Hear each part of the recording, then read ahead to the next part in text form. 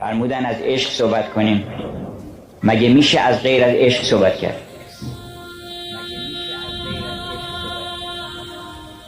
بسم الله یعنی من نباشم، اسم من نباشه، هواهای من نباشه، دل من نباشه، تو باشی.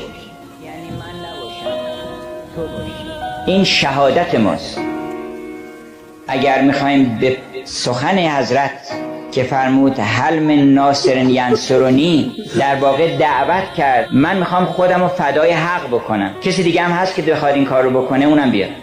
زمان نداره، مکان نداره، عاشورا نداره، روز نداره، لحظه به لحظه تصمیم گیری باید کرد که آیا من باشم یا او باشه. تو باشی. این شهادت ماست. یعنی من نباشم.